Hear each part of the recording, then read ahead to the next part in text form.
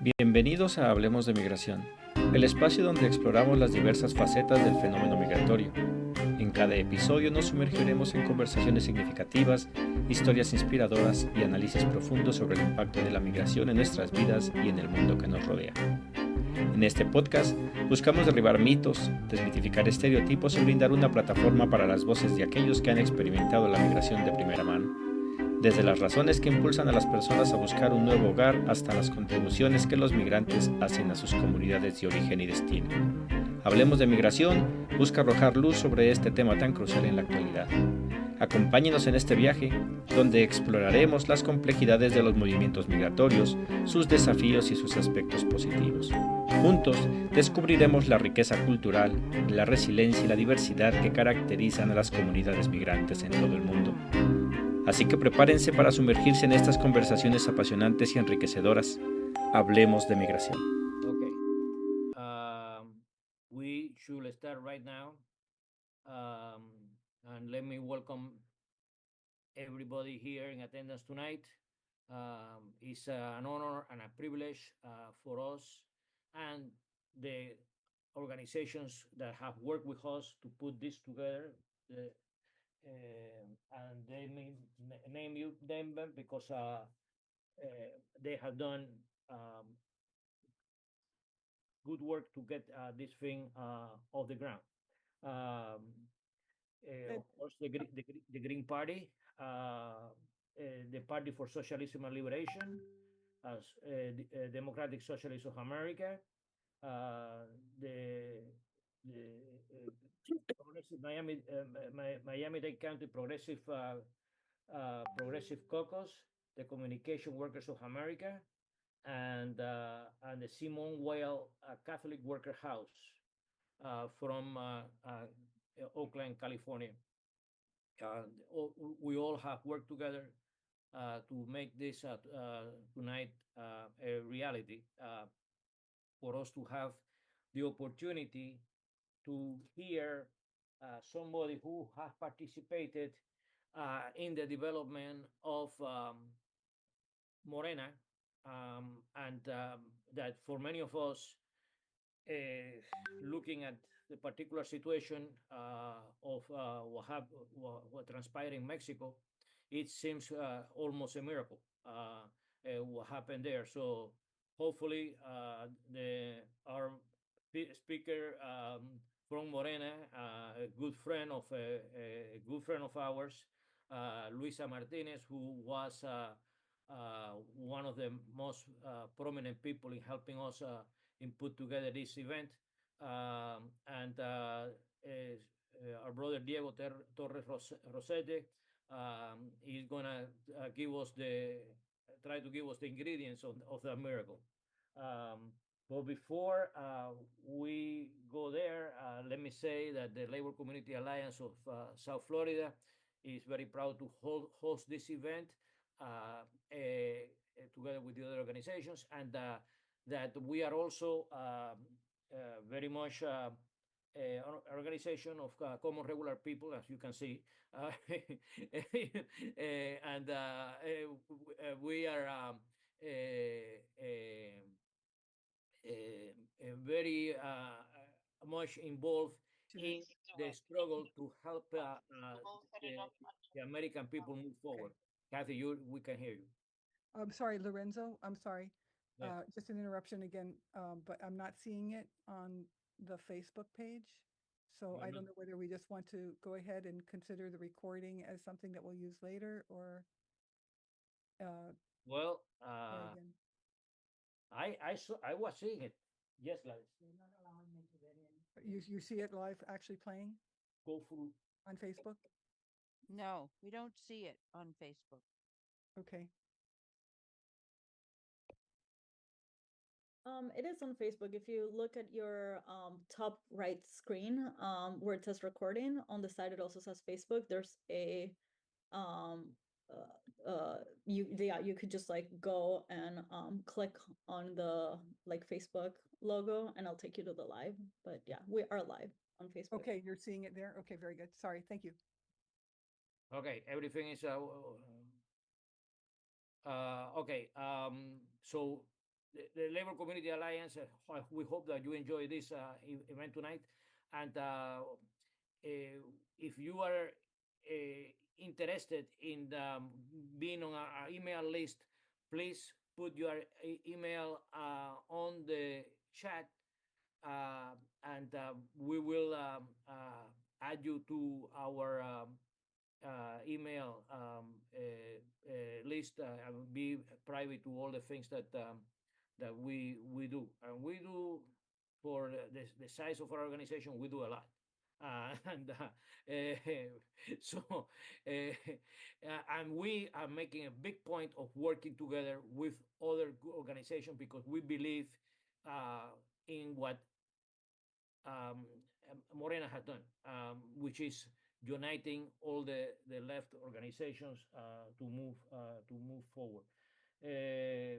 Without much further ado, let me introduce our speaker for the evening, Diego Torres Rosete. Diego will be followed by Jill Stein. My mind, for many of you, Jill doesn't need any introduction. And she will speak in behalf of the American Progressive Movement, and she will also, she has a question or a comment that or further comment that she wants to make. Then she will do that, and Diego will answer on that deal. After that, we will have a panel. Only the people in the panel, and the people in the panel are Valeria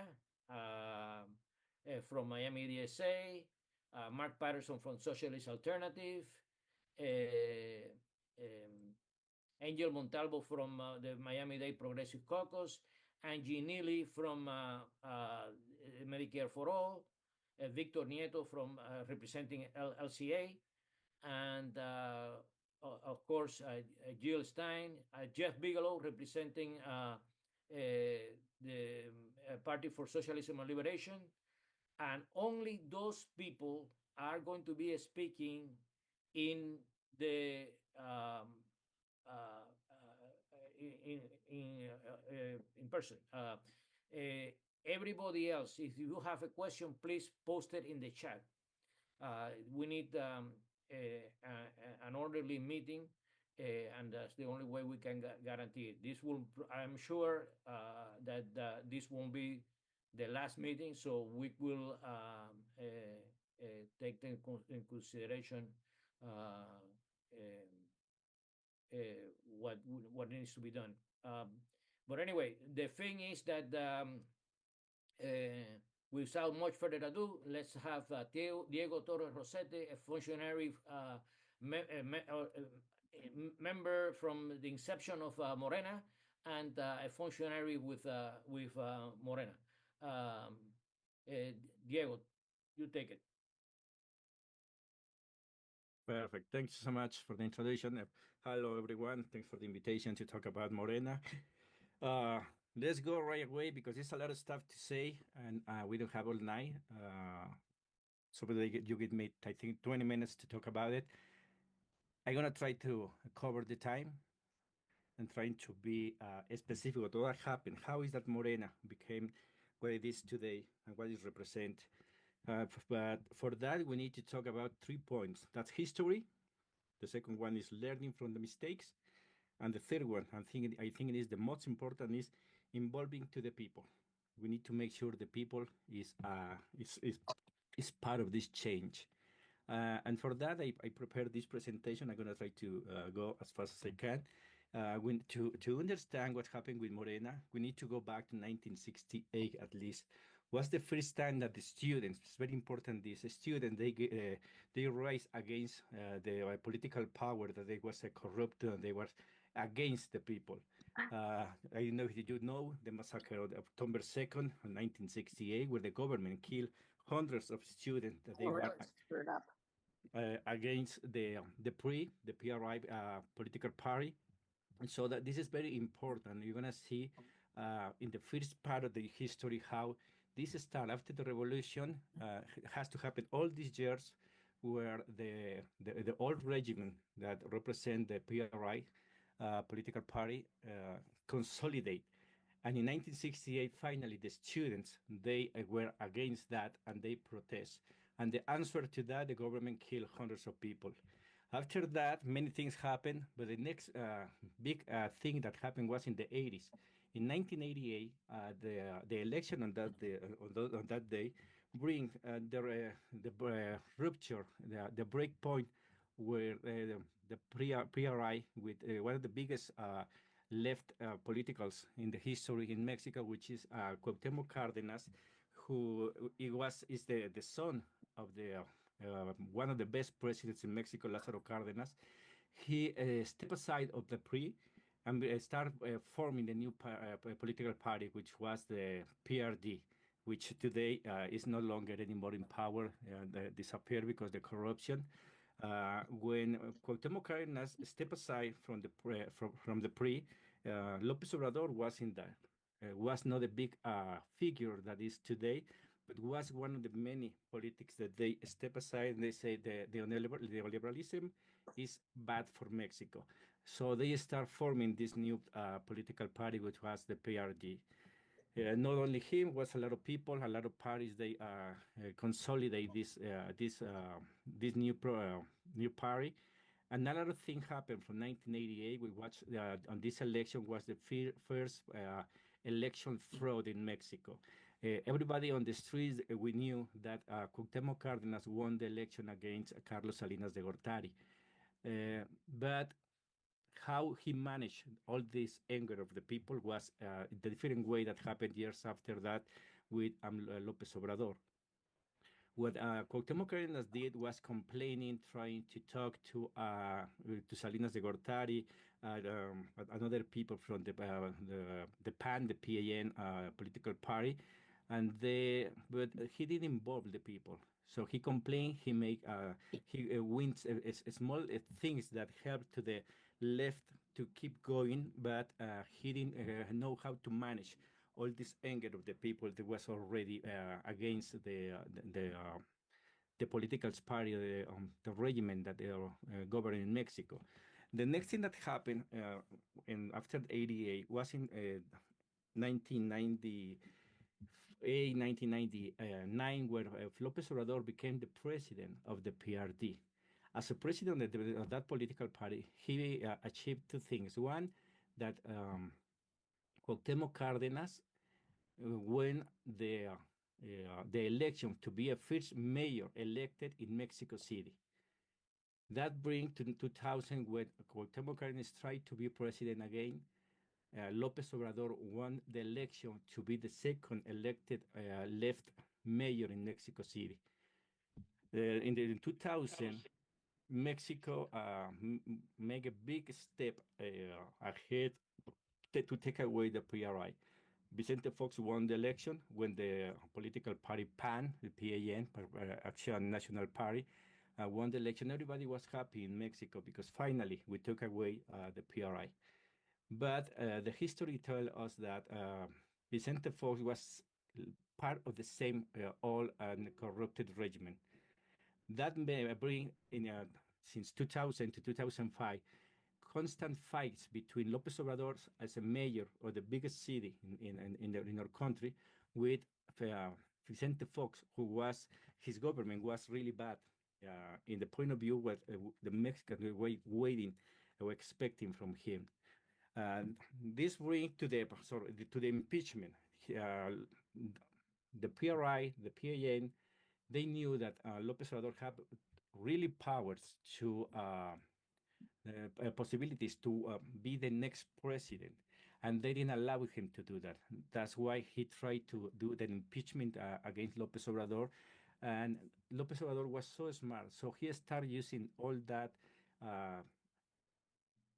discourse, all that talking from the government against him to connect to the people. And a lot of people, a lot of the Mexicans, they went with him because we saw that what the government was doing to López Obrador was the same that the government was doing for every single Mexican in our country for the whole history. Finally, in 2006, the election on that day was the second fraud in the electoral process in Mexico. Same as in 1988, the one who won the election was López Obrador, or the PRD, but the government, they made a lot of stuff to make sure that López Obrador and the PRD didn't get to the power. The difference between the both candidates, Felipe Calderón and López Obrador, was 0.56% of the total votes. That represents 240,000 votes. López Obrador complained about that because was a lot of irregularities, but and even he proved that he proved that there were a fraud, but nothing happened. Vicente Fox was so happy, and he even declared that he made whatever was possible to make sure that López Obrador wasn't the president. What happened, and here is the breaking point, the difference between Cuauhtémoc Cárdenas in the 80s and López Obrador. López Obrador knew that the people was with him, so he started to do a lot of stuff. The first thing, I think the biggest one was he closed one of the most important streets in Mexico, which is Paseo de la Reforma. Those who knows Mexico, they you know that this is for the tourists is where a lot of people go through there. Why he did this? And the thing, the main reason was make sure the people still remember that something bad was happening in Mexico. For 48 days, he closed this street, and he was talking with the people, trying to find out what he's going to be doing. After those 48 days, he decided to keep going under resistance, but he knew that he needed to change something. One of the biggest problems for the fraud in Mexico is that in Mexico, the people who do the election is the regular people. They get trained for like 2-3 weeks, and then they go and they receive the people who's going to be voting. They count the voting, and they need to check and make sure everything is okay. The problem here, each political party, they have the chance to have somebody checking in every center of votation, checking that everything is okay. But Morena, on that days, the PRD, they didn't have enough people to do that. So López Obrador and the PRD, they knew that for the next election, they have to be ready for that. So they start doing that. In that period of time, 2006 to 2012, many things happened. López Obrador started seeing that inside of the PRD was the corruption, same as the PRI. Now in the PRD, there was a corruption. They was trying to push him away for the opportunity to be a candidate again in 2012. What he did was start a movement, Movimiento de Regeneración Nacional, which is Morena, that represents a lot of stuff. One of the things is Morena as a movement that they want to regenerate, change the political status in Mexico. But another one, knowing that Mexico is a very religious country, he used the Morena for the Virgen Guadalupana. They didn't accept that, but was a very a point, because in the 2006 election, the church were against López Obrador. In this case, for the Morena and the word Morena, that means that he was with that people. So he used it for both things. Was that many for that López Obrador conglomerate in Morena, that when the day to elect who was the candidate for the presidency in 2012, he was against Marcelo Ebrard. Marcelo Ebrard was the candidate for the PRD, but López Obrador was the candidate for the people. So they make a poll, and López Obrador won that poll, and he became the candidate for the 2012. He was ready exactly to go to the election and make sure everything was right, because by that time, without all this movement, the social movement, he knew that he was able to check every single center of votation. Votation center was somebody from Morena or the PRD. So, but he didn't check the money that they have, the regiment, the PRI and PAN. They have a lot of money for the way that the campaigns are financing in Mexico. The parties that they had more votes, they get more money. So they have a lot of money, and they make a lot of stuff to make sure that López Obrador lose the election in 2012. What happened with that? one of the things that they did, they start buying votes. They knew that was not able to do the same thing at the ADA. The PRI, the PAN, and they didn't. They know they weren't able to do whatever they did in 1988. They know they were not able to do what they did in 2006, but they knew they could do more stuff. What they did, they were buying votes, giving money to people to make sure they vote for them. They used the media. The media manipulation was amazing. Everybody in the news, they were talking super bad about López Obrador, and they were showing to Enrique Peña Nieto as the best option for Mexico. They were saying that the polls, López Obrador was so behind that there was no way that more than 10 points ahead behind Enrique Peña Nieto. So this made that a lot of people decide to don't go and vote. And in Mexico, one of the biggest problems, I think, in a lot of countries is people don't go and vote. They let the very small number of people do the voting, and so that all the time is gonna, at least in Mexico, that's a benefit to the people, the parties that they have all the power. So this is what they did, and the boss thing, they spend more money than they were allowed to expend. All these things were made thanks because the Federal Electoral Institute, which is the IFE, now is the INE, National Electoral Institution, they were with the PRI and the PAN. They were against López Obrador. By the end of the 2012 elections, they decide that Peña Nieto made a lot of bad things, but they didn't take away the presidency. What they did, they put a huge fine. So he paid in order to just compensate for whatever wrong he did, and he is still being the president elected in Mexico.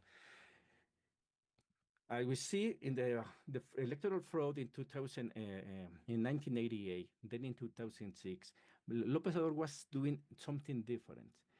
In 2012, something happened too. It was the movement, Yo Soy 132. Same as in 1968, the young people from the public universities, they raised their voice against the PRI.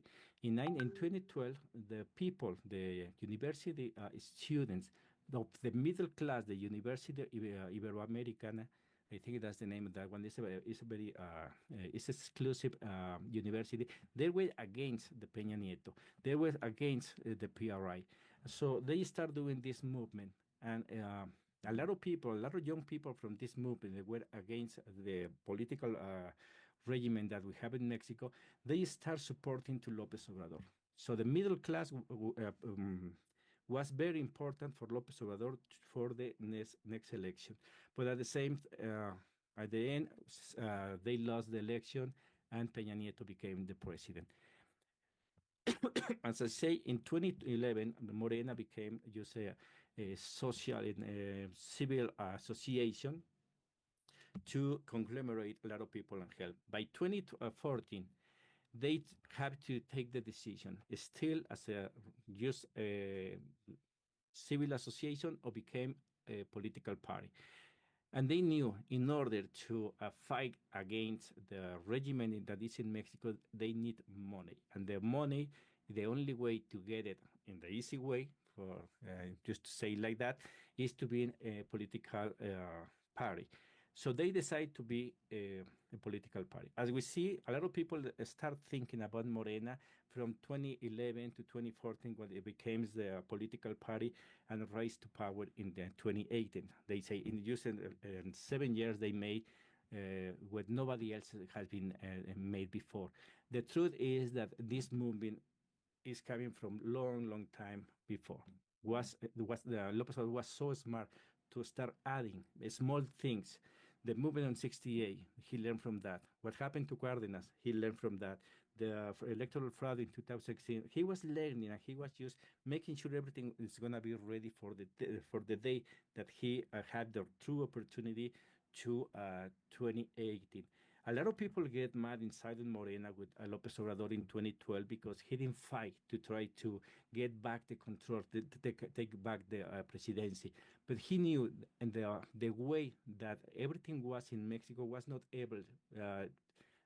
easy for somebody to govern the country, to be the president. He knew he needs to learn more. So in 2006, he knew that he has to have people in every single center of votation. And in 2012, he learned that he need to mobilize people to make sure that everybody knew what's going on. He learned that he need to have enough money to fight against not only to the political party but the system, the media, the all ideas of the people. So he was learning that, and he started using that to make that change. But the other thing, he knew that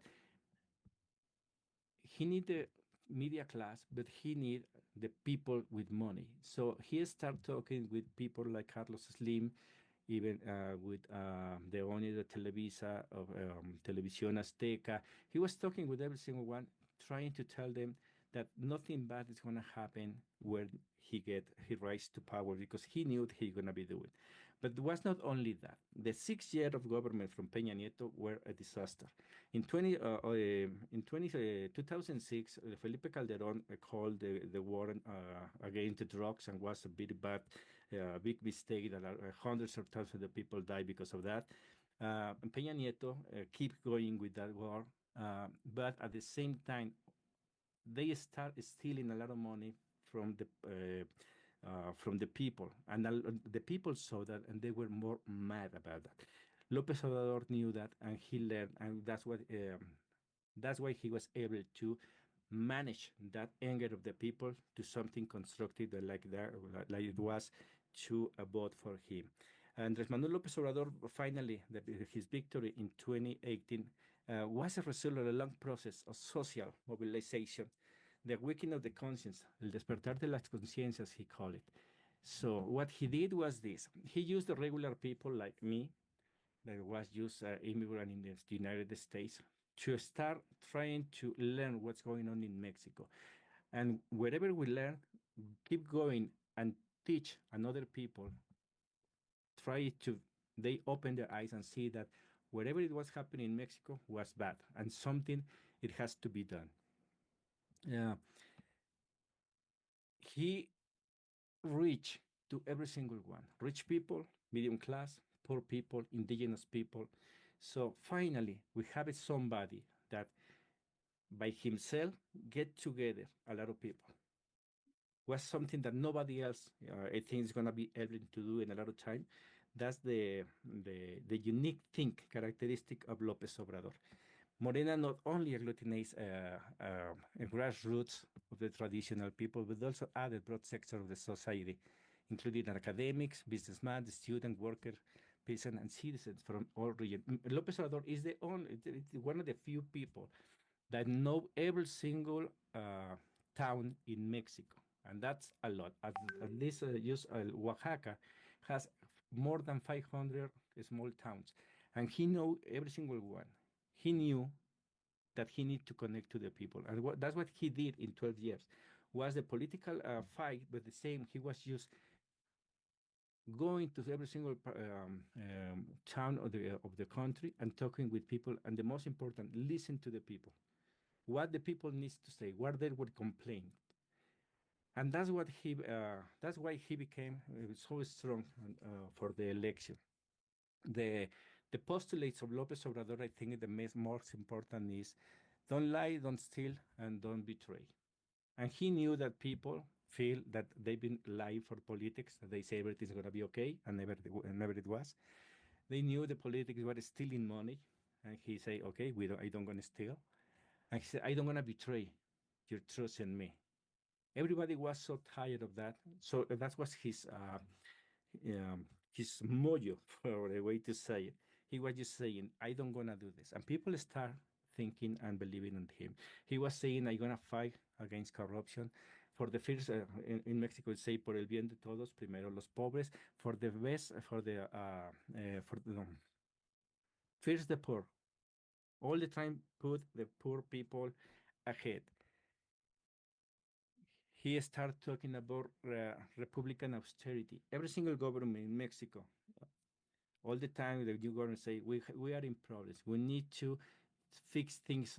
So help me to stop eating and adjust your belt, as I say it here, and everything's gonna be okay. For the first time, a president say, you don't need to do anything. The government is gonna do it. The government is going. That's the one that's going to stop spending a lot of money in things that we don't really need. That was the Republican austerity. Mm-hmm. Yes, they tell me here, for the good of all, start with the poor. Exactly. That was the idea of López Obrador. The protagonistas del cambio verdadero, I think that's one of the most important things. That's the protagonists of real change was the regular people, young people, women, social movements. As I say, for the first time, everybody was working together for one particular purpose, was bring to López Obrador to the presidency to win. So nobody else were able and is able yet to do that. Morena's triumph in 2018 that bring a lot of change. And a lot of people say with the race to power Morena is in 2018. I disagree. The rise to power Morena is in 2024. Because these 6 years on López Obrador as a president was consolidating Morena. In 2018, he won the presidency. He won 9 governorship, and in the first 3 years, he had the control of both chambers, the deputy chambers and the senators. After the middle term election, he lost a few of each chambers, but in the first 3 years, he had the power to change the constitution. But at the same time, in order for him to be a president, he had to make a deal with the rich people in Mexico. And he was saying, I don't want to make any changes in the 3 first years on the constitution. So that's why even the rich people, they trust him. But these 3 years, what he did was structural reforms and key public policies helping to the poor people, elderly especially, women, children. He changed the energy reform, which the oil is for us, the helium, the lithium is for us, and a lot of people again agree with that. The relationship with the United States for the first time that changed. If you remember, when Donald Trump was a candidate for his first term, he flew to Mexico, even when he was a candidate, and Peña Nieto received him as a subject. López Obrador, he never made that. I think the first international trip that did López Obrador was to the United States, and he was just saying, we are the same. Mexico is not at your service. We're going to talk about something important. And the three Viva Mexicos of López Obrador in the United States, at least for me as a Mexican, is a big step, because all the time it's been that difference between saying that the Americans, they are superiors to the Mexican. I think, at least I lived 20 years over there, and I saw that we are pretty much equal in a lot of stuff. He challenged some criticism. For 6 years, the media was fighting and complaining and saying about a lot of stuff about him, and he all the time he was ready for the answers. And the thing that I think the most important thing that he did was the estrangement of Morena. He's supposed to be a step aside. He say, I don't belong to Morena for these 6 years. But all the time he was so focused and paying attention what Morena was doing. In the first years of his presidency, he even complained to Morena and say, you're still doing this. I'm going to quit from the party. I'm going to step aside and let's see what's happened. I don't want to support any. So finally, he took control again, and he decided, he helped to decide who was the best one to keep going with his what we call the fourth transformation in Mexico. The election in 24, he was so smart. He promised to don't do any change to the constitution in his first 3 years. He didn't do any big change of the constitution. But at the end of his term, he said, here you go. There is 20 constitutional reform that needs to be done. So the people knew that they need to vote for Morena, because that's the only way that, because now we believe in López Obrador, that something is going to change if that constitutional reform that be done. If you see on the picture there, that's in November 23, just one man with no security is surrounded for thousands, hundreds of thousands of people. I was like at 5 meters from him. I saw whether he has no security because the people was taking care of him. So this strength, this power that had López Obrador, he transferred that to Morena. Morena, for most of the people, for most of the Mexican people, is an extension of López Obrador, the idea of the new country. This is some of the few reforms that he changed. I think the most important is the Guardia Nacional, the minimum wage, which is very important. From now on, the minimum wage needs to be raised all the time, every single day, every single year, to make sure the people don't get more poor. He made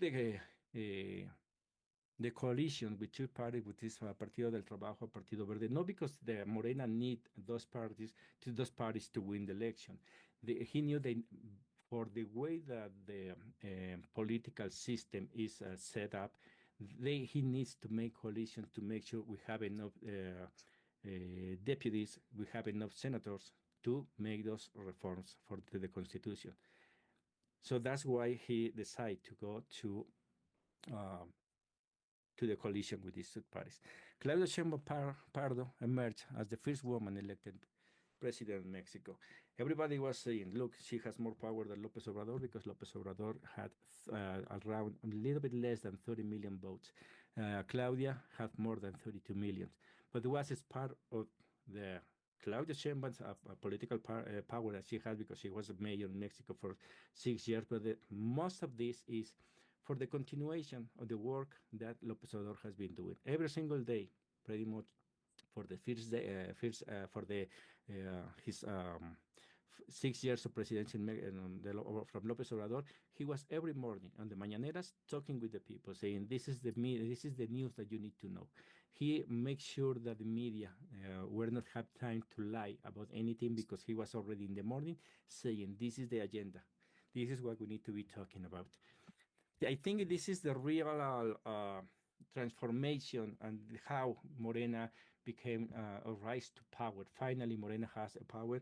There is some upside downs here, which I don't think it is part of this conversation. We need to make one about the corruption that is already inside of Morena.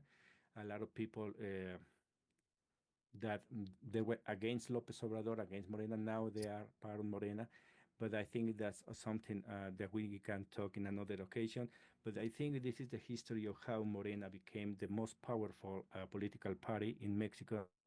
And I think it's at least for another 12 years, it's going to be like that, because that's the strength that López Obrador made. And even when López Obrador is already saying that he retired from the political life, as soon as something bad happened, it's possible that he came back.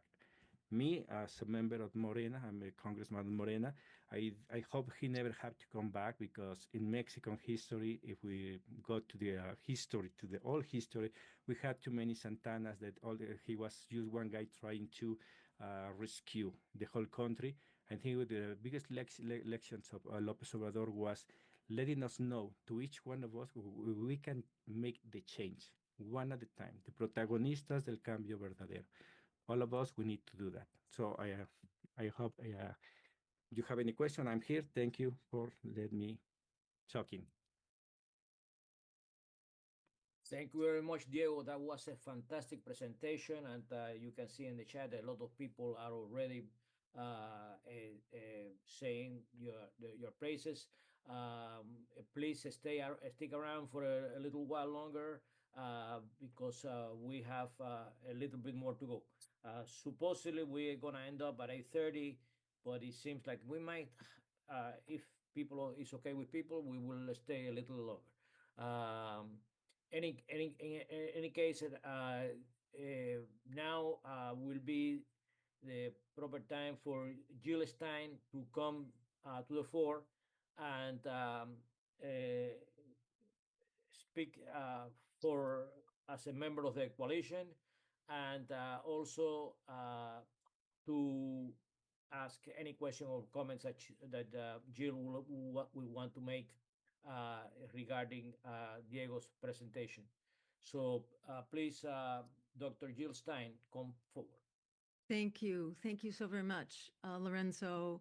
Thank you to the Labor Community Alliance. Thank you very much, Diego, for walking us through the big overview of Morena's history.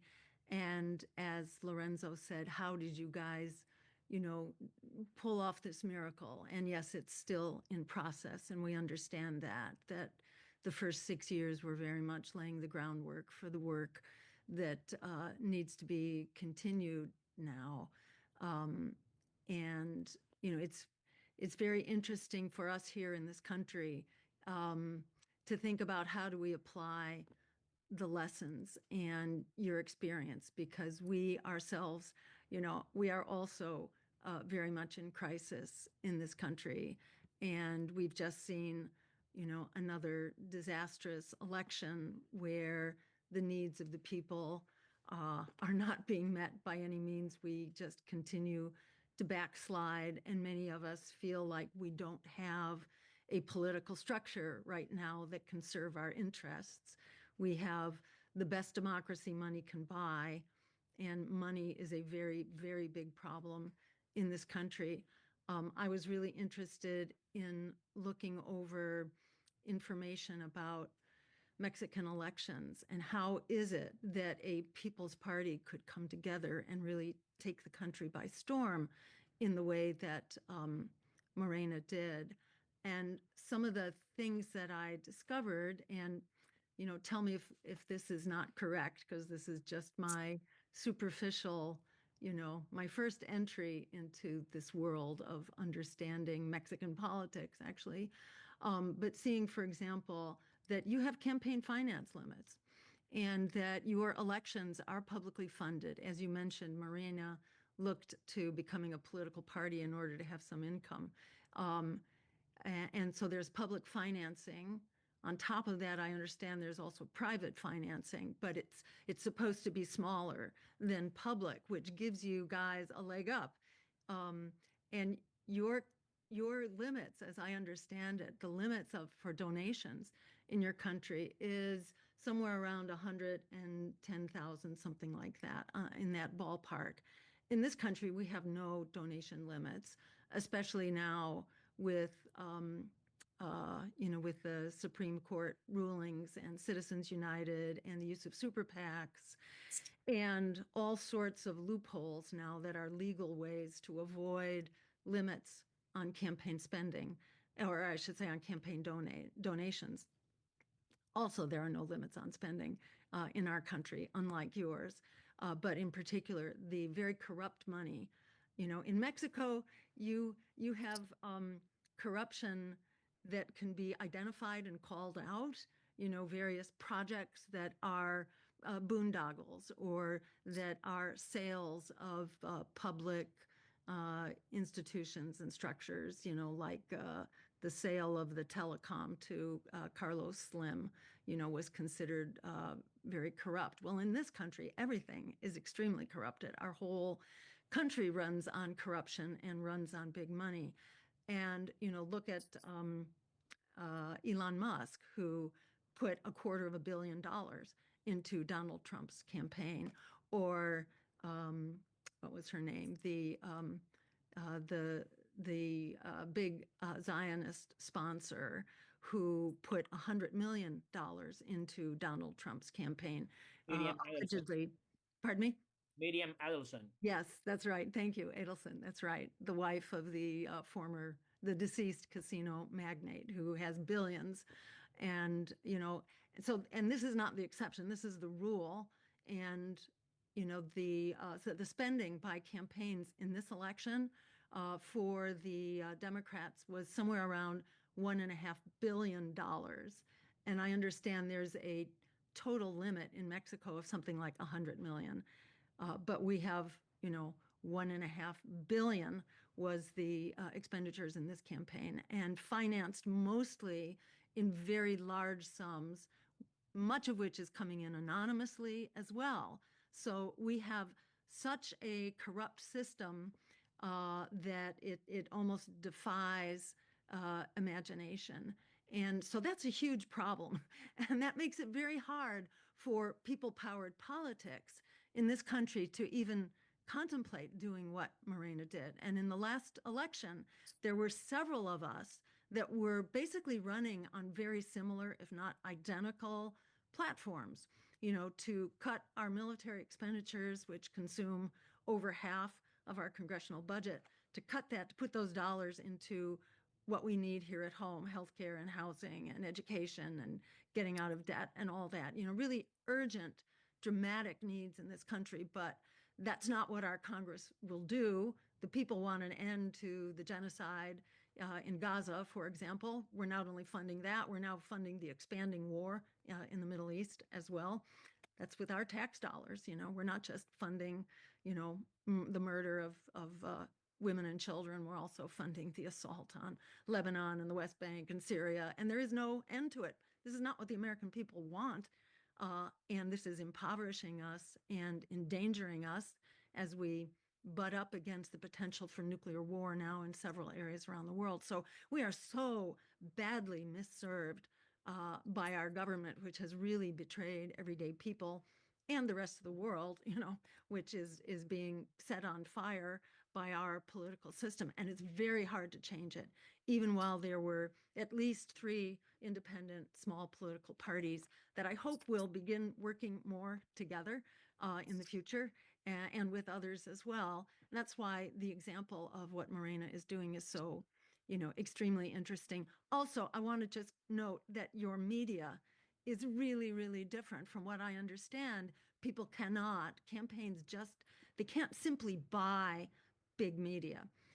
In fact, they have to be limited to a level playing field in, if you're using airtime, radio or TV, there has to be a level playing field, which is controlled.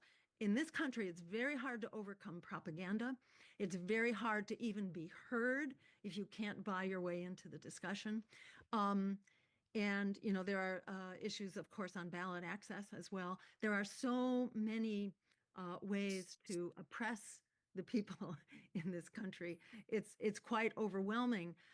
Not that it can't be fixed, but let me just offer up a question, one burning question, when one looks at the miracle, the Morena miracle, and how you guys did it.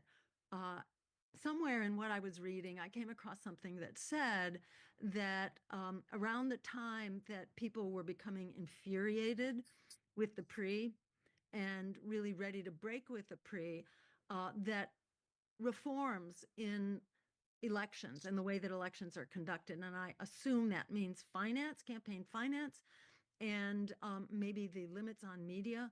I'm wondering, when did that create a break and an opening for Morena and for a People's Coalition? Did that create an opening that was helpful to you? And then related to that, how did you get that? We clearly need that. And that is one way that I think us small, independent, people-powered parties in this country can collaborate right now, even while elections are kind of off limits for ordinary mortals. Elections are for billionaires and corporations and the war machine in this country, the way that they're run. But potentially we could collaborate on trying to, expedite electoral reform. So I'm interested in anything you have to say about how you got to electoral reforms in order to even be able to run a People's Party. Yes, good question. Those reforms were so important, but let me get a big change, because the idea behind those reforms was to make sure that the people don't complain, because everybody complain, I don't have the possibility to get inside the political fight and whatever. They say, okay, they're going to give you this opportunity. But the truth is that all the political parties that were corrupt, so they were using those spaces to bring people. And we have right now, I know all of you know, we have what is called Acción Afirmativa for deputies in Mexico, what is the opportunity to those minorities to get the chance to be a House representative. We had 5 diputados migrantes in Morena. From those 5, they don't they didn't give that chance to the people that they are really the vulnerable sector, the immigrants. They go over there. They get people that they are in another country, like in Canada.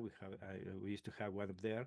We have somebody that doesn't know anything about Mexico. So they are important because even when they didn't use for their right purpose, the idea of the Mexican people that they were allowed to participate, that was a key point, at least for Lopez Obrador. Here is how Lopez Obrador managed all this to make sure to talk to every single one. That is no way when they open these opportunities for everyone, because nobody knows sometimes. So they need somebody to conglomerate all that forces and bring it together.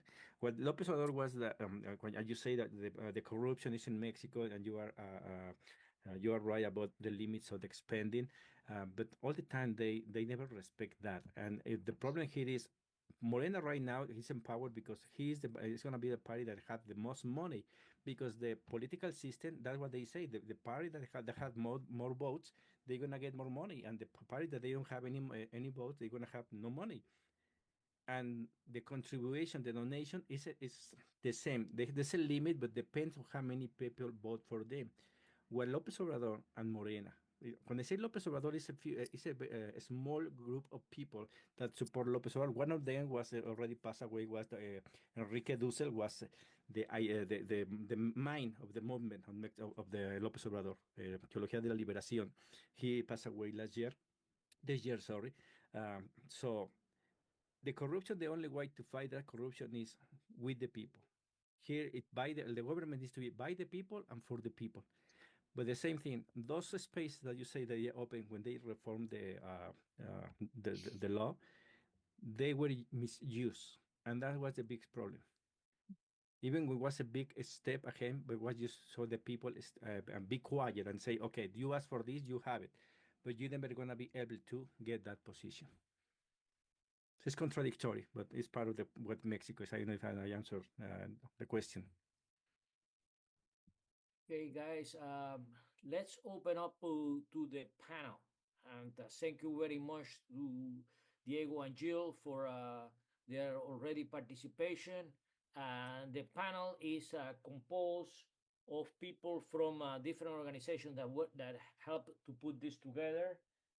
We have present Angel Montalvo, who already raised his hand and he's gonna be the first one to speak from the Miami-Dade Progressive Caucus. We have Angie Neely from Sardon, Angelini Sardon from the Medicare for All Florida. We have Victor Nieto from Labor Community Alliance, one of the founders of the Labor Community Alliance. Jeff Bigelow from the Party of Socialist, Socialism and Liberation, and also from Labor Community Alliance, and Valeria Ramirez. And before we go into with Angel, please, if you want to be added to the email list of the Labor Community Alliance, please put your name and email on the chat, so we can put you on the email list. And thank you very much to Diego and Jill, and let's go with Angel Montalvo. Hi everyone, hola a todos. Diego, un placer. Yo no soy mexicano. I'm Cuban and Honduran. I was born in Miami, but I hang out with a lot of Mexicans. I'm actually part of a Danza Azteca group. We're called Dona Xochitl, and so I really appreciate the deep culture and the legacy of Mexico, and I'm really excited to be able to be in this space with you. I'm going to be speaking about the donkey in the room, the Democratic Party, but before I go into that, I wanted to take a moment, since I have the opportunity to speak directly to Dr. Stein. I just want to tell you about my dad. My dad was born in 1944 in Cuba, and when he came to the U.S. after the revolution, he voted Republican his entire life. I basically bullied him into voting for Bernie Sanders in the primary, but I didn't find out until later. This is my late father. He voted for you in 2016, and I thought it was really cool because I bought the party line where it's like you have to vote for Clinton because it was the lesser of two evils. And so I just wanted to tell you that personally. You know, it world works in mysterious ways. So I am the president of a local chapter of a state party called the the Democratic Progressive Caucus of Florida. We're the People's Progressive Caucus of Miami. And so I just wanted to talk about why I'm involved with it, and I wanted to hear your opinion, because the Democratic Party nationally, like any real national party in any country, is actually thousands of local organizations that are meeting regularly and doing local organizing. And to the point that you made earlier, like the only that Diego made earlier, I agree that the only way to fight corruption is with the people. I support third parties. I support the fourth and the fifth and the sixth party as well. And I think that right now the issue is that we have two parties. One is the Republican Party, which is the oligarchs, and the Democrats, which are the corporate party. There's no people's party.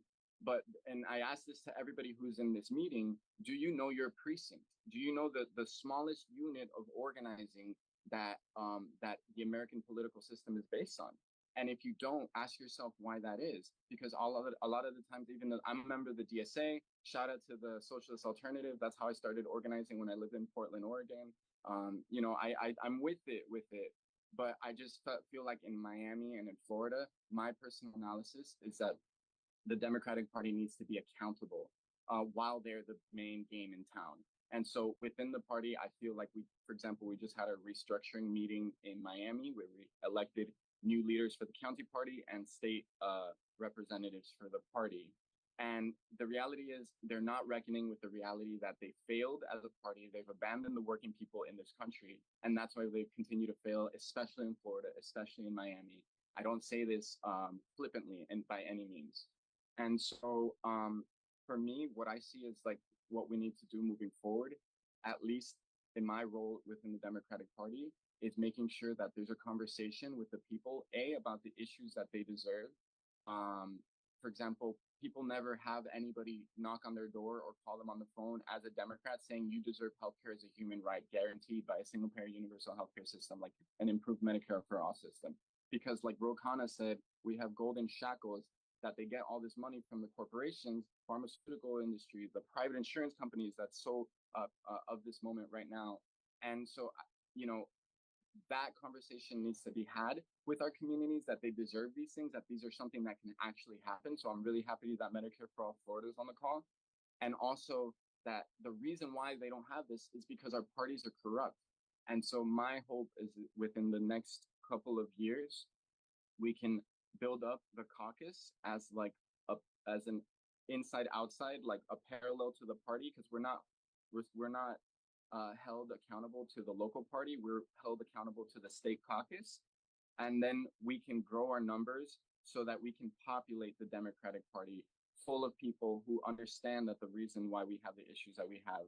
And so like my question to you, Diego, is like what did the like meeting the people in the street, like meeting people in their houses, what was that organizing like, and how did you centralize it through all of Mexico? Like what to talk about Lenin, the Vanguard Party, how do you bring in these organizations? What did that look like in a day-to-day?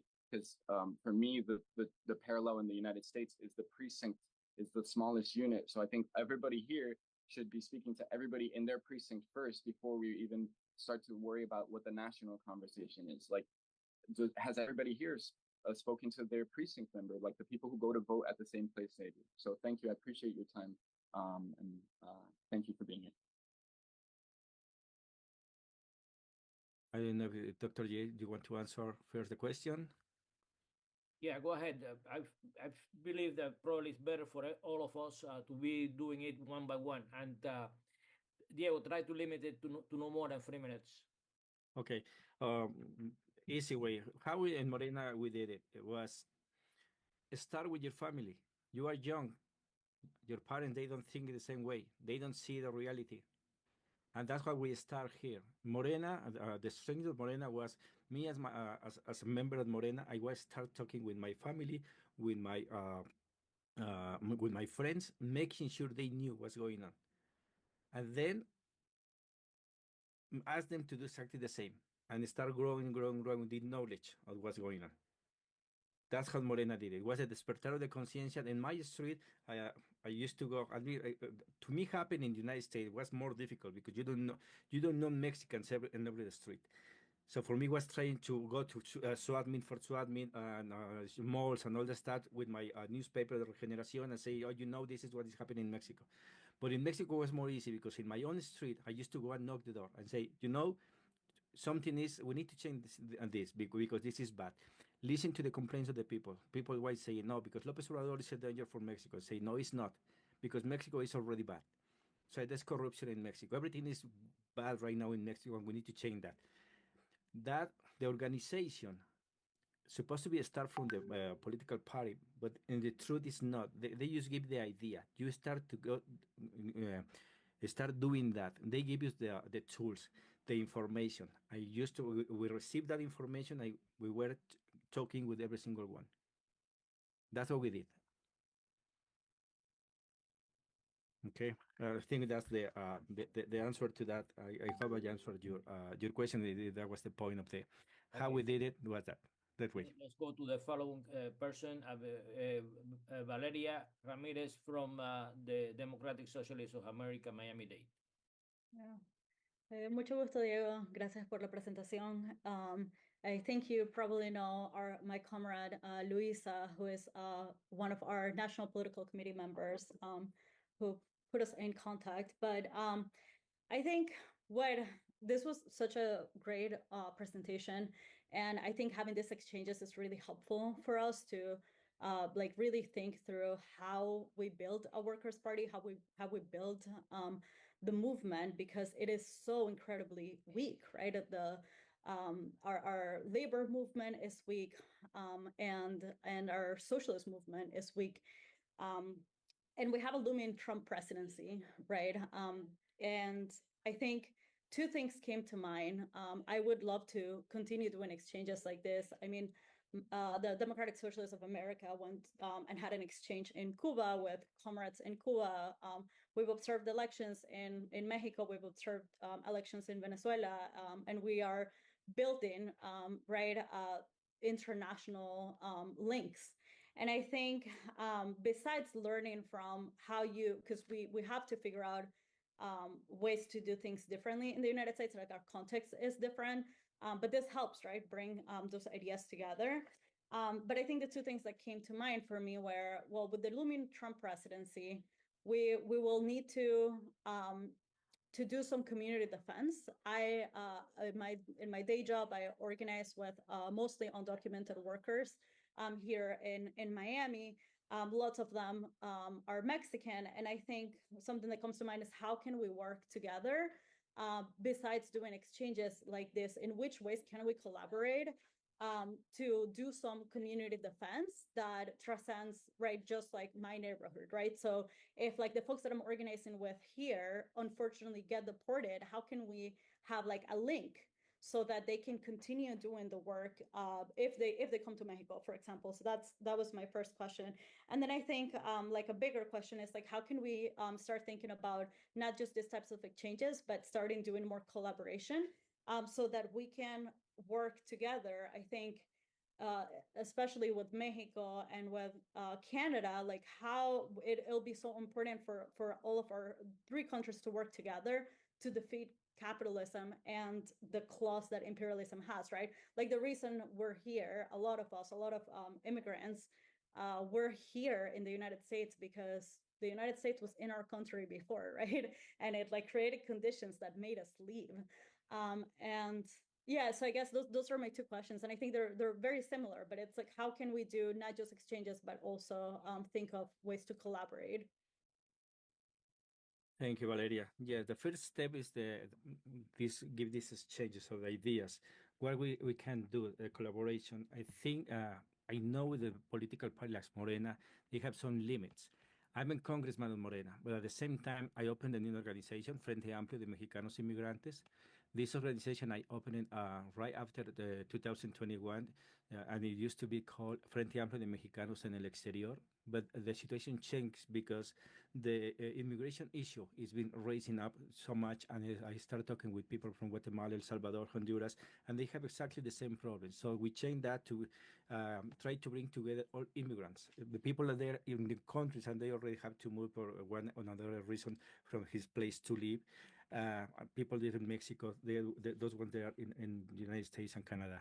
What we can do, and I think it is very important with the DSA, with a lot of young people and a lot of old folks, they already know a lot of stuff, they're very wise, is start the collaboration. In Mexico, you know that Mexicans living in the United States, they are with illegal status or without papers, it's around 6 million to 11 million.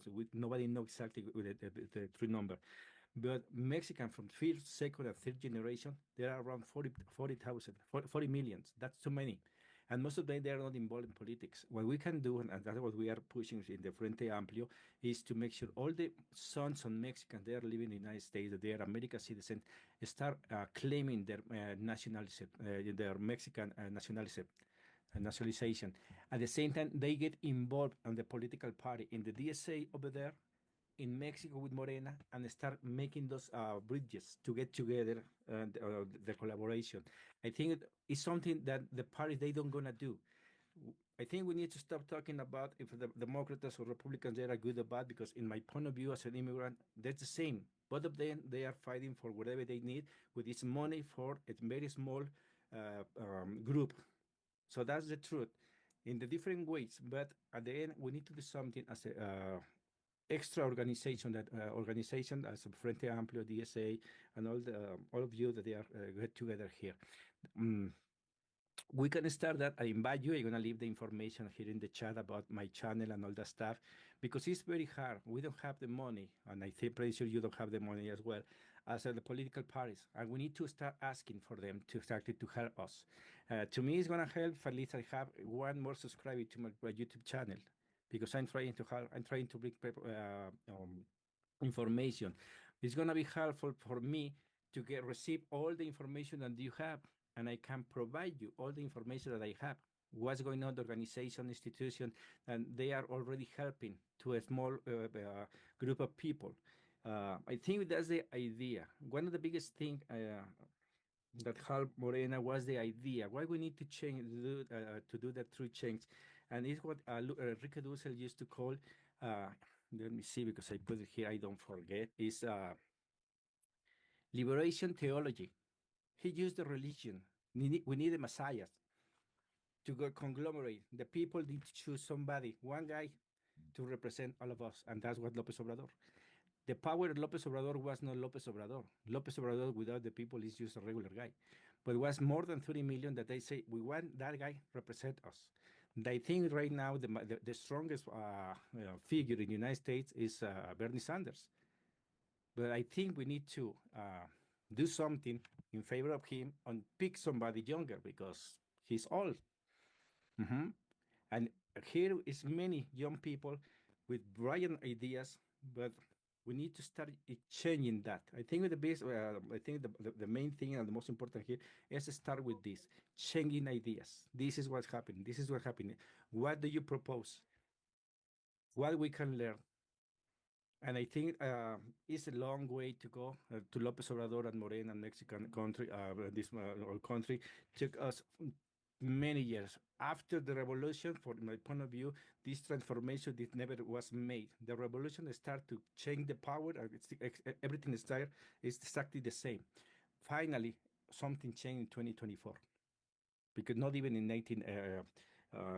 2018. Because somebody asked me this: what are the top 3 things that not this one? Progressive parties to allow the middle class and the rich man to get some concession. Is no other way. They own our life. So in order to change, we need to start one step at a time. And you need to allow the middle class, the rich people, to have this concession, because if not, they don't gonna let us. On my presentation, I didn't talk about whatever is happening in Mexico is thanks to something that USA is not interfering, because they have the power to do it. 1994, we killed our candidate. Luis Donaldo Colosio. He was ready to start the change in Mexico, and he get killed.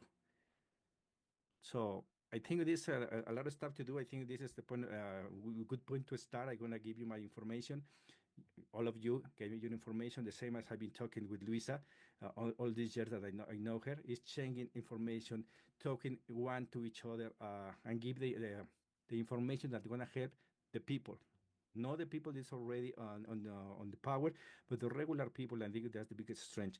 In the United States, you have at least 30 million young Mexican people that they are ready to get involved into the fight. But we need to get to them. Thank you. Okay, next in line and the stack is Mark Patterson from Socialist Alternative, and then Angie Neely from Medicare for All. Mark. Thank you. Yeah, my name is Mark. I'm a gig worker in West Palm Beach. I'm a student at FAU, as well as a member of the International Socialist Alternative. I want to thank Diego and Dr. Stein for their contributions, and yeah, the Community Labor Alliance for hosting an event tonight.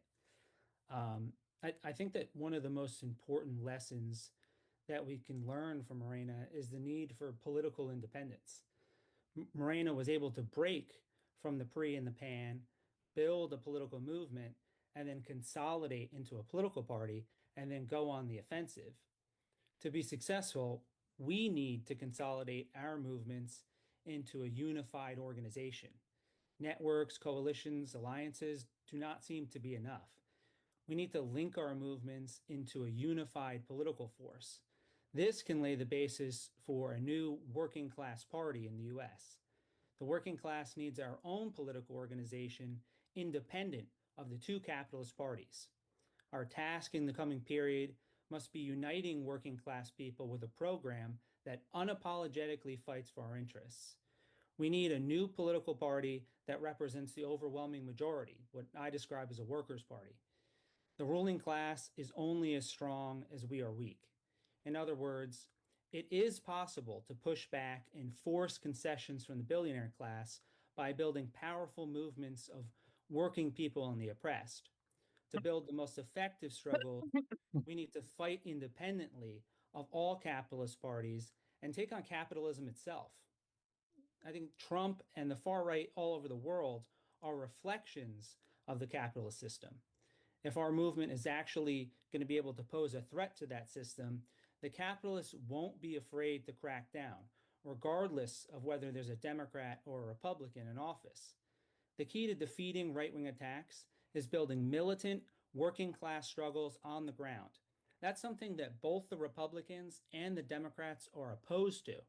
So I think it's time to go on the offensive. So my question is, what type of organization do you believe is necessary to go on the offensive? Thank you, Mark. It's not just one organization. I think the most important with Morena is that they conglomerate many organizations. They were open to every single one. Here you say the capitalism, that we need to take it away, but if you say socialism, everybody is afraid of that word.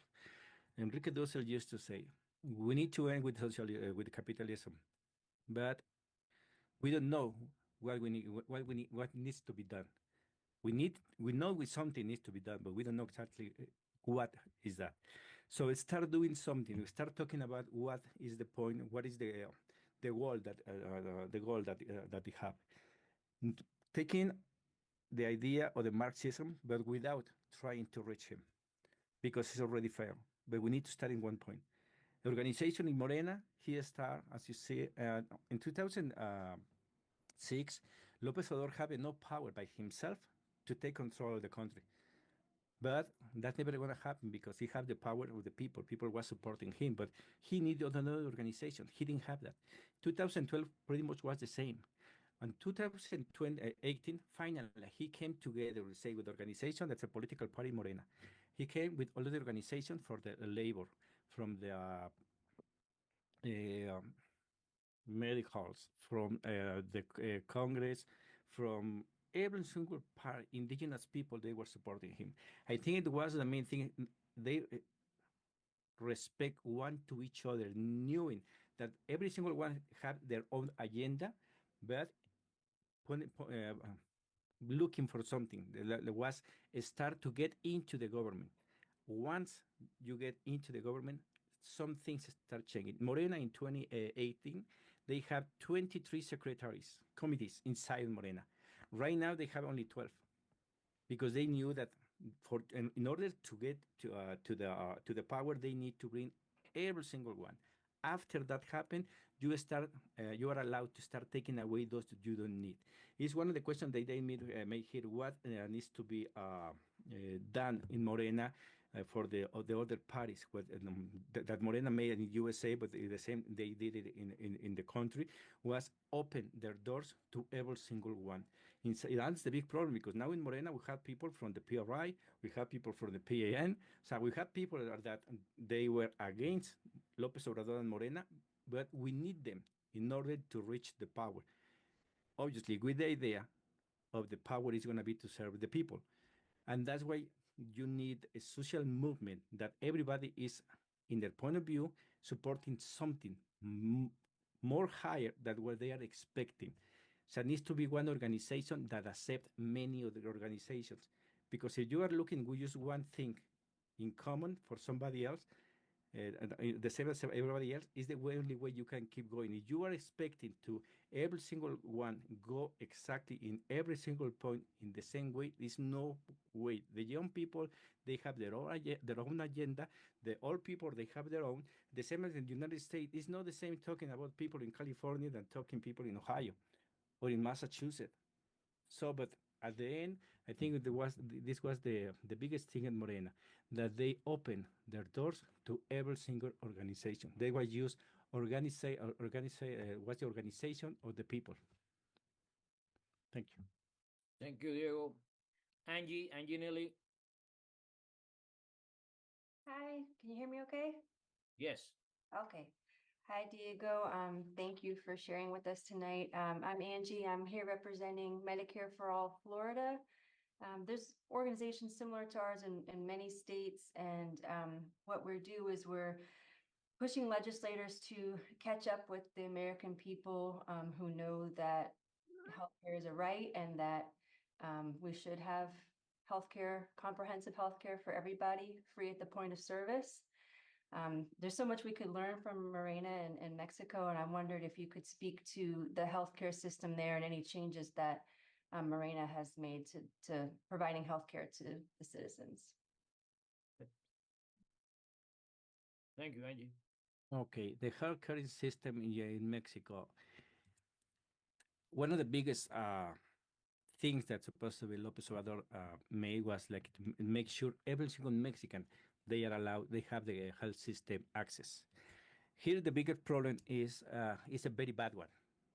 You need to wait too long to get taken care. But it's good. Once you are almost dying and you have the chance to don't die in the try, and you get to the specialty, they have the best doctors.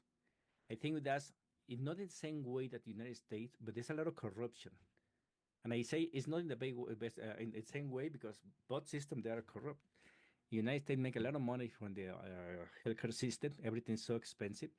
But in Mexico, because we don't have exactly the same amount of money that the United States, the medicine is very expensive. And that's one of the biggest changes that López Obrador made.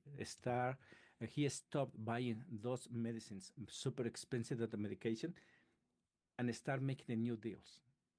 We are in the path to change this. But today, if you are sick, you are in troubles in Mexico. You need to go to the local pharmacy and pay like 100 pesos. So the doctor over there is going to check of you, and he's going to give you a prescription, and you're going to fill that prescription on that pharmacy. But this is because the old system, the corruption that there were in the healthcare system in Mexico. We're in the path of change that. López Obrador knew and saw what happened in the United States, that it's so expensive because just a few people, they are making all the money. And a lot of people, they are having problems to pay bills, and they lost. For me as an immigrant, we knew that. We work so hard, we are saving our money, but be careful, because if you get sick, you're going to lose all the money. One visit to the emergency room is super expensive. In Mexico, it's not the same.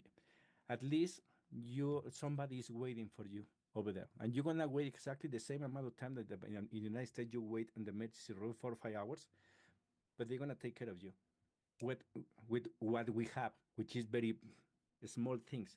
But I think we are in the path to change that. He made some big changes. He opened a big pharmacy and say all the medication is gonna be on this one.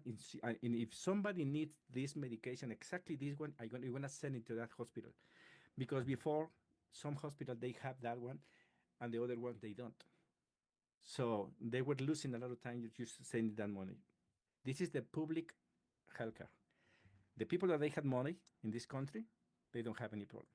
Same as over there. If you had money, you get well quickly. In Mexico, we are in the path to change that, but still there is a lot of corruption in a lot of places in Mexico, even 6 years after López Obrador took the power. Thank you. Okay. From the panel, Victor, Jeff. Yeah. Go ahead, Jeff. Okay, I appreciate the fact that you began by talking about the evolution of Morena and from a movement into the political party status, and particularly when you described it as a movement gaining power and some of the grassroots movement aspects of it, and inevitably it became a movement that evolved into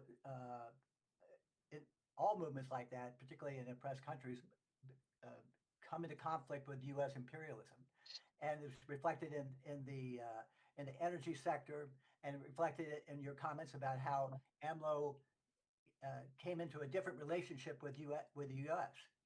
And that shows the different relationship of Mexico to the U.S., and that shows the importance of the new status that Mexico has now to U.S. imperialism. That's part of the tremendous importance that Morena has, because for us in the United States, that's the most important thing is what is the status of U.S. imperialism and supporting anything that breaks away from U.S. imperialism. And it's not just elections that are important, but the status of the elections in Mexico are just a reflection of the movement. And so the same way here, that the elections were a reflection of, Trump got elected, and the rightward turn that reflected was a rightward turn. But the reflection, it wasn't just bad stuff that happened. The elections also offered an opportunity. They offered an opportunity even here in Florida. 43,000 people voted for Jill Stein. 12,000 people voted for the PSL, the Party for Socialism and Liberation here in Florida. That means that people saw a vision for a new society. That means that people were voting against the war in Gaza. That means that people wanted a new way. They wanted to chart a new way. When Jill Stein went around the country, and when the Party for Socialism and Liberation went around the country, they were talking about building a movement, not just an election here and there, but building a movement. And the three parties that Jill Stein was talking about, at many different points, collaborated on how to build the election process as best they could, probably imperfectly, and probably next time will be more perfectly. We need to do what people in the chat have been talking about. How can we build a movement that's more well coordinated? How can we build a movement that is more powerful and more united? And everybody is obviously for that. The question is how to do it in a more effective way. But we need to do that. What we need most of all, I think, here in the United States is consciousness, class consciousness, and organization. And I think that requires, first and foremost, the recognition that both the Republican Party and the Democratic Party, even if they had more workers in the leadership of the Republican Party or more workers in the leadership of the Democratic Party, they're still both capitalist parties. They're still both on the other side. And we have to recognize that. And we have to build a movement. We have to build a party. We need, as somebody else said, we need a new party. And we need a new system. And we need a vision of that system. And we need to build a movement that has that vision. And we need to do that based, as somebody else said, we need to do it building a grassroots movement that deals with things that the people need, the people want. And I believe that that's something that the Morena did. That's one of the lessons of Morena, building something on the ground that had viability. And how can we do that here?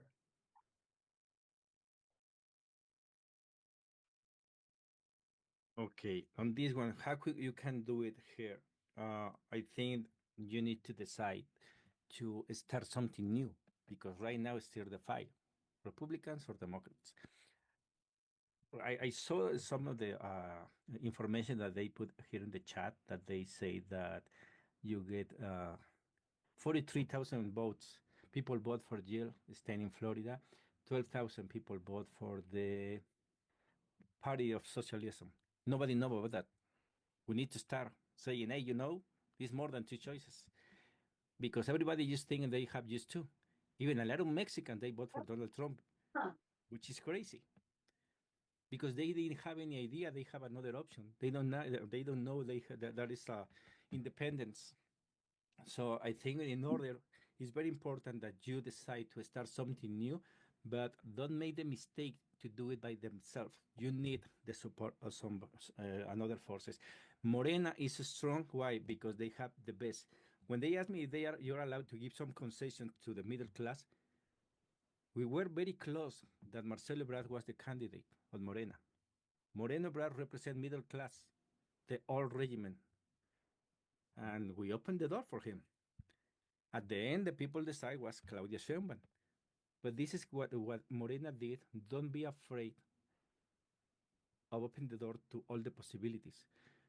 And why Morena is not afraid of that? Because López Obrador knew that the people was behind him. Wherever he say, millions of people are going to support him. I think for in the United States, for the system and this over there all the time, two parties, it's going to be a long walk. But at least you need to start saying, this is all the options that you have. And maybe in the next election, you're going to have 1,000 votes more. But it's 1,000 more. And you start doing this, the weakening of the conscience, talking with people, convincing that you need to vote at least. It's not throwing away your vote if you vote for another option.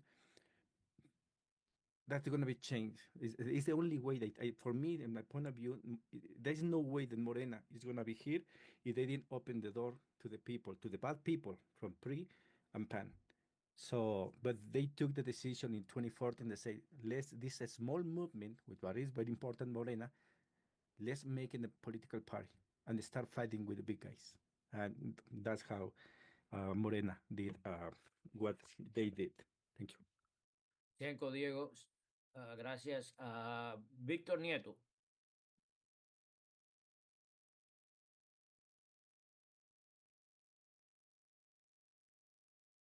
Victor, are you there?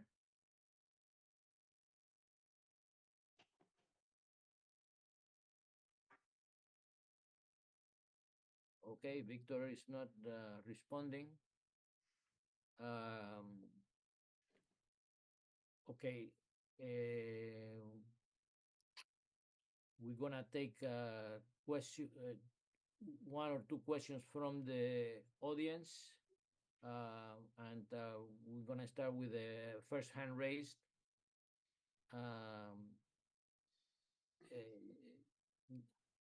Gabe Ignetti. Hi. Yeah. My question is it a plurality system in Mexico for president, or is it majority rule? Morality. Majority. The half plus one. That's democracy. That's our system. Wow, that's a big difference. That's significant. Yeah.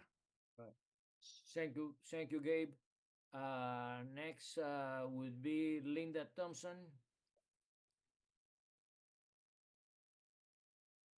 Linda? Yeah, that's a big difference that I want to address because we're calling a national conference in 2025, a coalition. It's called Labor and Community for an Independent Party, plus some Black parties, a lot of Green Party members, to do exactly what everybody here says they want to do. And I think it can be very fruitful, but only if we also simultaneously challenge the whole electoral system and fight for ranked choice voting and proportional representation. The winner take all thing is just a killer for third parties. And I don't know if you ever had in Mexico those kind of problems, but Jill laid out the problems with the funds. You know, the billionaires have taken over the whole electoral system. And you did mention about money. Even though there are spending limits, there's a way to get around that. Could you go into that a little bit, please? I'd like to hear that because it's one of our biggest problems. And also in our country, Jill and the alternative candidates were excluded from the debates and any press coverage at all, just totally blacked out. So that's my question. What about the money? Yes, how the political parties they get money. In each election, all depends how many people vote for each party. That's how they split the money. It's 40% is divided equally by the number of parties that exist in Mexico, but the 60% is all depends how many people vote for each one. That's why Morena right now with the biggest margin of voting for them is going to have a lot of money. They give money based on the representation. That's the public money. At the same time, they are allowed to get money from privates, but there is no way it's going to reach more than the money that they get from the public. So if Moreno already had a lot of money for the 60% they are giving away, they are allowed to have the same amount of money for that percentage. And the small parties, they are not allowed to get more money than the money that they are allowed. So that is very bad because a small party, there's no way they're gonna fight against the big parties. But and the other way, when they say that even when it's different, the system, the electoral system, United States and Mexico. In the United States, it needs to be like a revolution because there's no way Republicans and Democrats they're gonna change on their free will. Oh, let's change the system that benefits to us. But I think the big thing that it's able to change here is one step at a time. One congresswoman, one congressman, one senator. In the United States, it's super different than Mexico. United States, the people have the power that if you start pushing your House of Representative to your deputy, he's gonna listen to you. In Mexico, we know that once you vote for someone, once he get to power, he forget about you. We're talking about by our 5 immigrants deputies that we have. Nobody chose them. But when one as an immigrant call him because supposedly they represent us, they don't answer. They answer to another interest.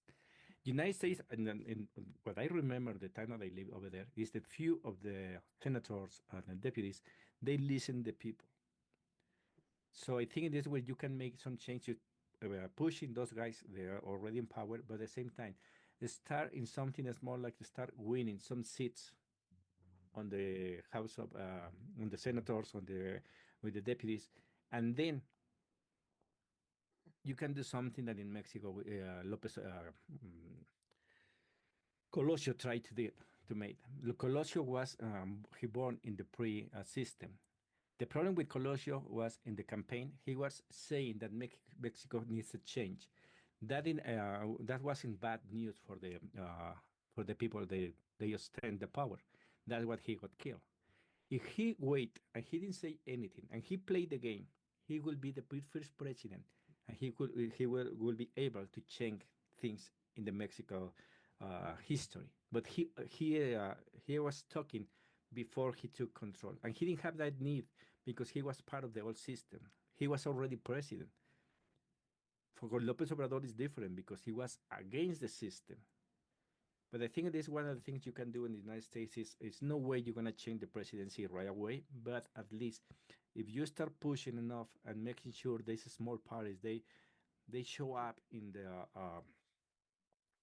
the history of the United States, that's going to happen. What Dr. J asked me about those reforms that change in Mexico. They say we're going to open doors for those people that they are no way to be represented in the United States. That can happen in the United States as well. And say at least if with a lot of work, you might change the law that in a few years that's going to help that another parties had the true opportunity to change something in the United States. Thank you.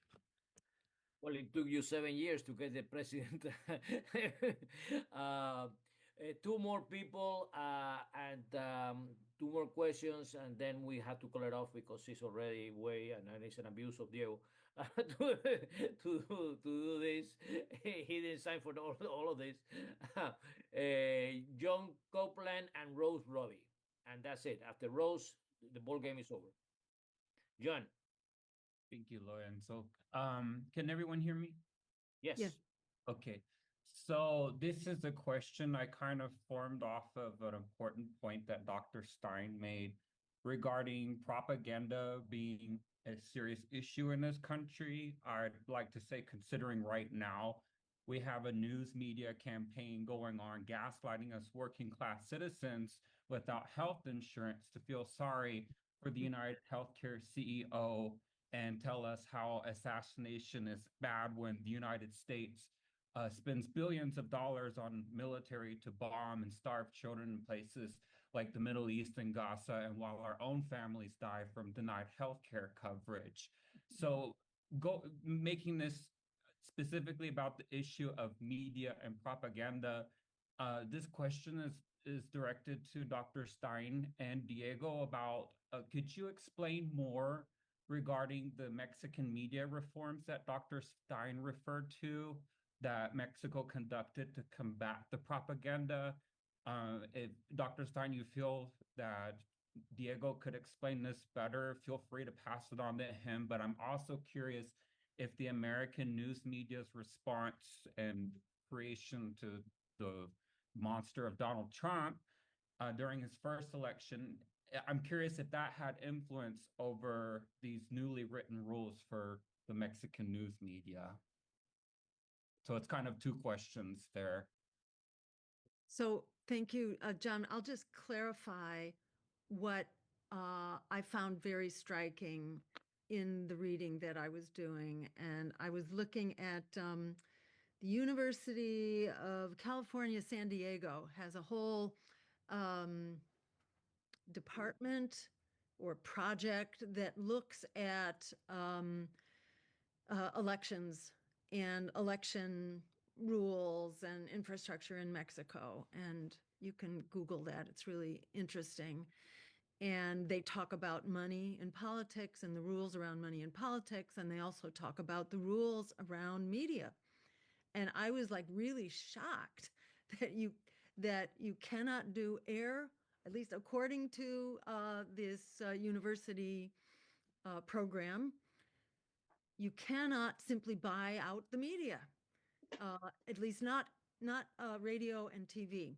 You can spend as much as you want within the spending limits. You can spend on print media, and you can hand out literature. It didn't say anything about what's the story on social media, but on radio and TV, which is a huge source of spending by political campaigns and a huge source of what people know. You know, I mean, this is why so much money pours in to political campaigns and parties. It's to conduct media campaigns that drowned out opposition and that make people think that they only have two choices. And then people wind up voting against who they hate the most. That's generally been the trend in this country for the last many elections. People are motivated by who they hate rather than what they like. So we have this very crazy system. But as it's described in the materials that I encountered, and in fact, I can share them. I could share those links. In fact, maybe we can do that in follow-up. We can consolidate useful information and share it through those who've signed up for this. very, wonderful webinar. But according to that information, if you're a political candidate, you cannot just buy TV advertisements, and you cannot just buy radio time either. You can't do that. And there's a specific amount that is assigned to every candidate, so that it's a level playing field. And that's what we need. We need a level playing field in which people are competing with their ideas and with how we're going to serve people. The American people want healthcare as a human right. They want to end the genocide. They want to cut military expenditures and put it into, housing. Half of Americans are really housing insecure right now. Half are within a paycheck or two of being evicted. People are totally up in arms about the crises in our lives. And so our political system is very carefully controlled so that people cannot hear from candidates and political parties that would fix those. We have solutions, but our system, especially our communications, is really controlled. So that is my understanding, is that there are specific allotments, and candidates cannot go beyond the equal allotment that's given to all candidates in Mexico. And that enables competition of ideas, that enables voters to actually make choices. Right now, voters don't have choices, and you can say, oh, sure, let's just talk to each other. Well, you're going to be overwhelmed in a second, by TV advertising. We need to be able to change the rules of the game in order to give us a fighting chance. Because in the US, remember, candidates are spending $1.5 billion. This is way orders of magnitude more than what people are doing in Mexico. It's relatively limited, and the parties are equal. Here you have two ginormous players that are essentially silencing the competition, and they're also creating these war rooms so that they're undermining, they're keeping us off the ballot, they keep us out of the media. So there's a battle here. And you need more than good intentions. You really need to have a very aggressive game plan, and we need to have unity and a whole lot of planning. Exactly what we've been talking about. So many people have been, giving voice to. But I'd love to hear from Diego. Is that a correct? Yes. Is that correct? In some point, yes. In 2006, you remember the fraud that I was talking about against López Obrador. In the media, not only the parties. I mean, the electoral law say that all the political parties that they are in for the election, they have a specific amount of time. It's going to be paid by the public. But before 2006, private people, they were allowed to buy time. No, forget about the candidate. Me as a regular person, I was able to buy time. And that's why in the TV in 2006 was saying López Obrador is a danger for Mexico. It's another Hugo Chavez. But it was not the parties, it was public, it's a private money. And they changed the law to make sure that didn't happen anymore. Now nobody is allowed to buy that time. We are fighting now with the social media because all the time there are ways to do that, and now it's very important. But I think the biggest change here was as you say, how much money the parties and the government expend on media. That's another thing that López Obrador changed. When he arrived to power, to the presidency, he saw that how much money the government was paying to the media. Even Peña Nieto, they have a famous phrase that say, I don't pay you to talk bad about me. So they have contracts with millions of pesos involved. They say, I'm going to pay you this, but you need to talk some good stuff about me. López Obrador say, this is no more. I don't want to pay any more media. And he started doing the mañaneras. Say, whatever I need to say to the people, I'm going to say it through the YouTube channel. And that's why all the media were against López Obrador. So in the law say that nobody else is allowed to buy any kind of time to promote and talk bad about one of the candidates. No one. And the time all the representatives of each party, they get together and they decide how much time is going to be, and they don't need to pay for that because it's already paid for the government. So it needs to be equally in how long is going to be that commercial. what time need to be in prime time. It's not like before the pre-array and pan were on the 8 o'clock at night and Morena at 3 o'clock in the morning. No, needs to be exactly equally at the same time. If the news they cover one candidate 3 minutes, they need to cover the other one 3 minutes as well. That was because in 2012 the news media was just talking about Peña Nieto and 2 or 3 notes about López Obrador. But everything was Peña Nieto, he did this. Peña Nieto, he did that. He got married with this. So everything was about Peña Nieto in every single aspect of that social life, not about the government. So that change is allowed now. If the media is giving time to one candidate, they need to give it to another one. But the thing the most important here was the government stopped expending money to the media. I think it was the best, the biggest changes, because it's the only way that the media is not going to be talking in favor to one candidate. I think that's it. Okay. Thank you. The last question for the evening, because you see, we cannot just keep Diego here and all of us another thing that is important to know is that there is a Facebook streaming going on, and people are emailing me requesting time for questions, but it cannot be because we cannot. But before we go to Rose Robbie, let me say that this has been a tremendous success, and a success that belongs to all of us that are participating in this event, and especially to Diego for the trying to put together a fantastic presentation. Rose Robbie. Yes, thank you. First, I want to apologize. I got here late. If this was addressed before I arrived, then again, accept my apologies. But Donald Trump, as you know, has been elected. He's going to be inaugurated next month. We saw this on both sides, but quite heavily from Donald Trump. Tremendous scapegoating, demonization of the migrant communities.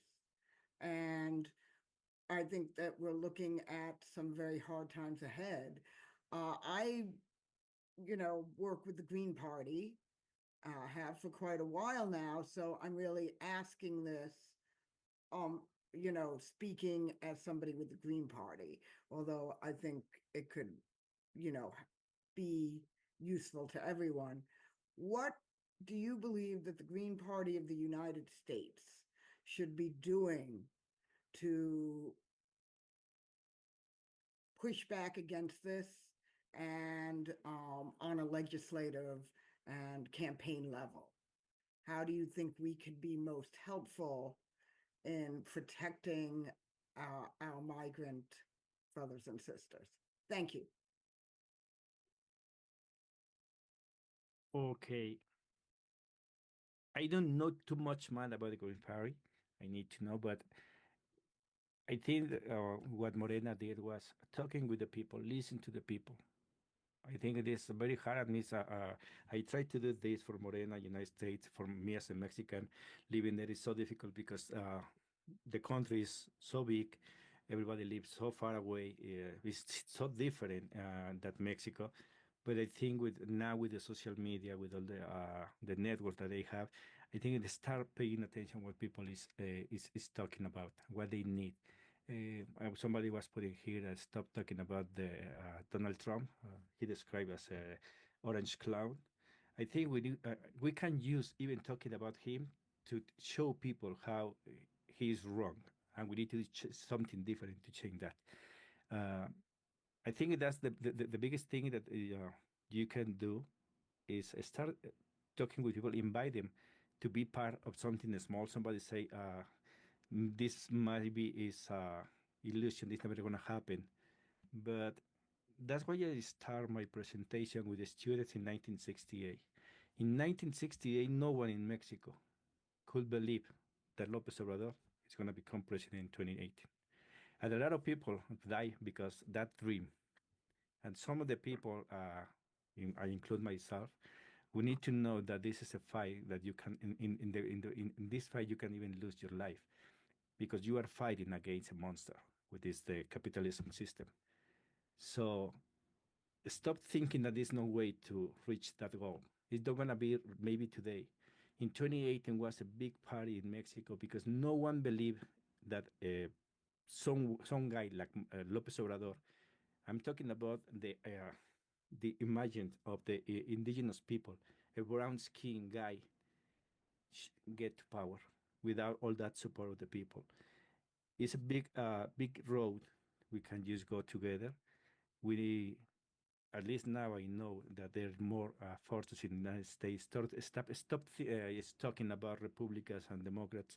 They don't gonna do anything to change this. We need to start talking about this small organization that they are doing something and pay attention where, for example, each one of the organizations there you are here. See where is where you have more people with you supporting you, and start helping them to keep growing. Once they are strong enough, you're gonna keep helping to the other one. So that's it. Needs to be an organization of organizations. That's the only way for me as a Mexican immigrant in return in Mexico. When I say if I want to help the immigrants over there, I need to start with Los Angeles, which is the place where there's more immigrants, Mexicans over there.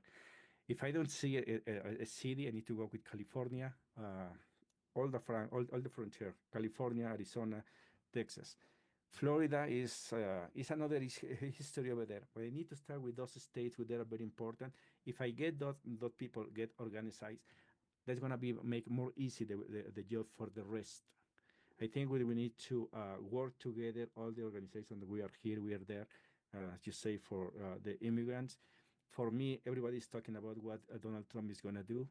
In my point of view, as an immigrant living 20 years over there, Donald Trump is gonna do to immigrants exactly the same than the whole history in the governments of the United States have been doing to the immigrants. Exploit them.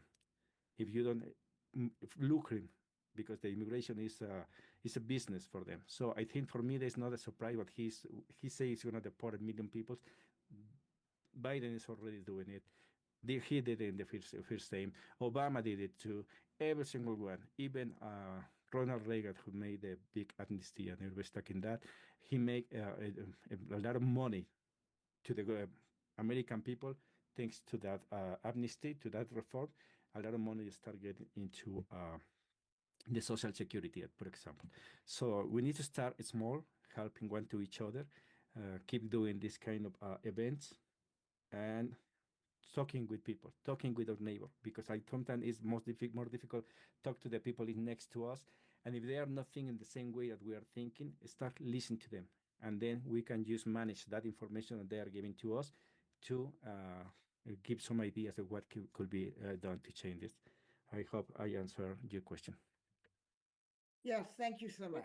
Thank you very much, Diego. Thank you very much, Jill, and everybody else in the panel. Thank you very much for all of you that attended tonight. Please, before we leave, if you want to be included in the email list of the LCA, this is the last chance for tonight to be able to do that. So we can keep in touch. We're definitely going to be able to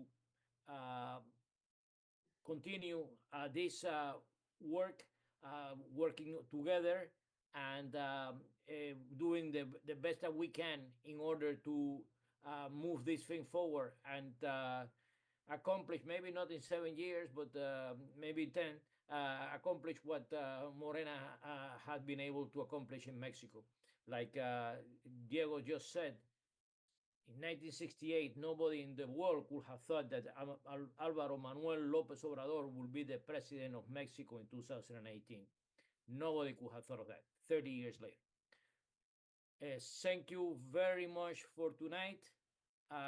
It's been a tremendous event.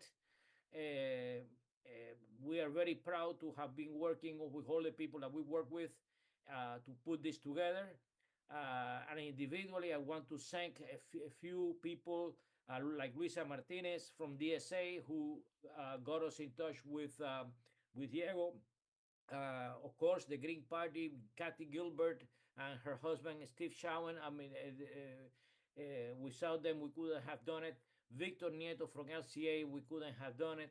Jeff Bigelow from the Party of Socialism and Liberation, we could have done it.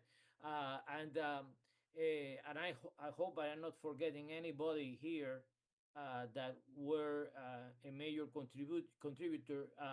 Gabe Ignetti from LCA,